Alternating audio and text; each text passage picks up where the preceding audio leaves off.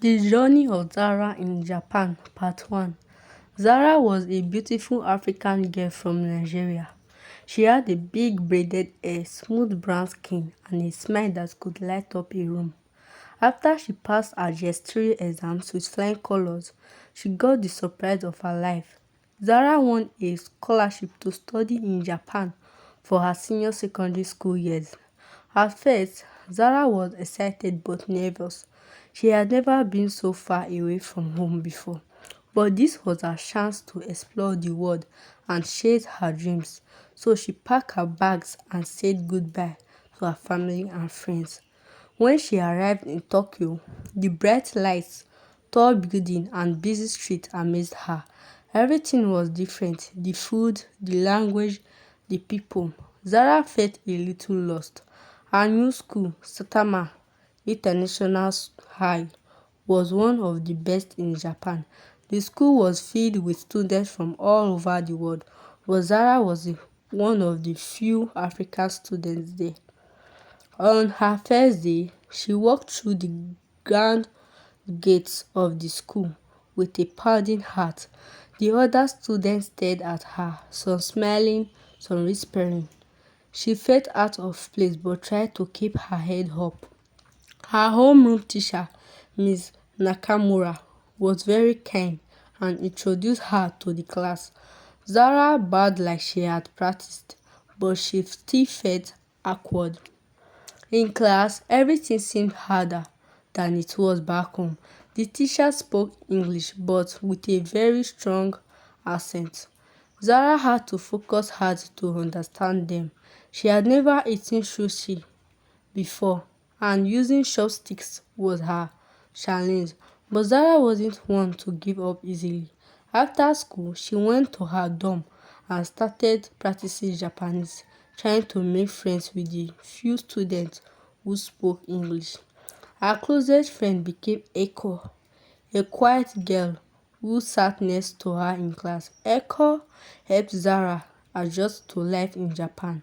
She taught her how to use chopsticks and explained the customs in Japan that Zara didn't understand.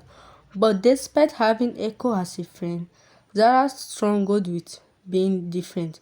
Some of the students made fun of her accent and others teased her of her long braided hair. One day, as Zara sat by herself during lunch, she overheard some students talking about a boy named Kenji, one of the most popular boys in school. He was smart, handsome, and always surrounded by friends. Zara had seen him far away and secretly admired him. She thought he was cool, but she never thought someone like him would notice her. But then, one afternoon during GYN class, something unexpected happened. Zara was running in a relay race, trying to keep up with the other girls. Just as she was about to pass the bottom, she tripped and fell on the track. Everyone gasped. Zara was embarrassed and wanted to cry, but before she could get up, Kenji rushed over to help her. "Are you okay?" he asked, offering his hand. Zara looked up surprised. Her heart raced as she took his hand and stood up. "I am fine, thank you," she said, her face burning with embarrassment. Kenji smiled at her. "You are fast. Don't worry about the fall. It happens to everyone." From that day on, Kenji started talking to Zara more often. He would wave at her in the hallways and sometimes sit next to her during lunch. This made some girls jealous, especially Mai, one of the popular girls who had liked Kenji for a long time. Mai and her friends started spreading rumors about Zara. They said she was trying to steal Kenji and that she didn't belong to their school.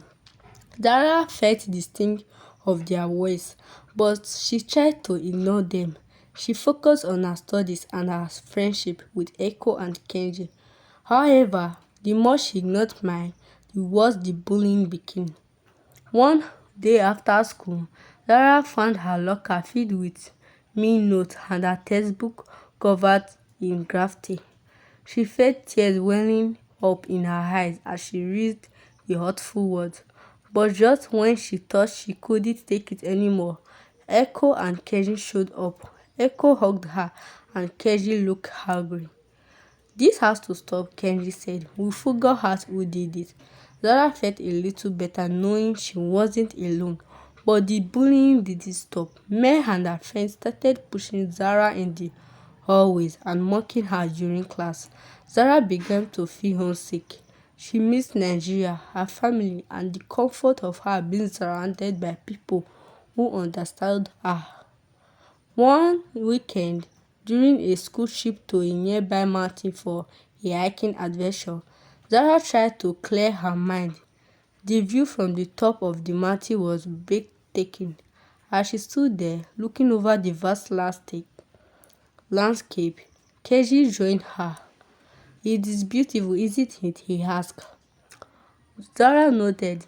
"Yes, it is."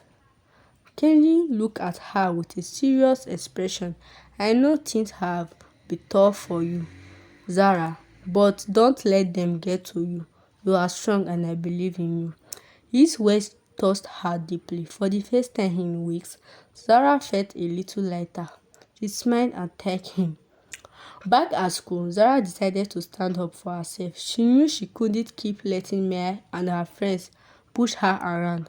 One afternoon during lunch, Maya made a snide comment about Zara's hair.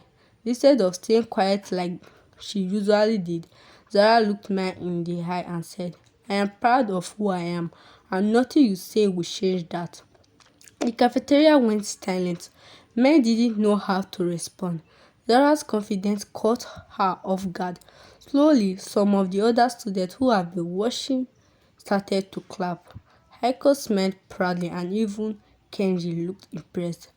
Though the bullying didn't stop completely, Zara felt more confidence after that day. She focused on her studies, practiced her Japanese, and enjoyed her time in Japan as much as she could. She knew she still had a long way to go before she fully fit in, but she was determined to make the most of her time there. As for her growing friendship with Kenji, well, that was another adventure waiting to unfold. The story continues.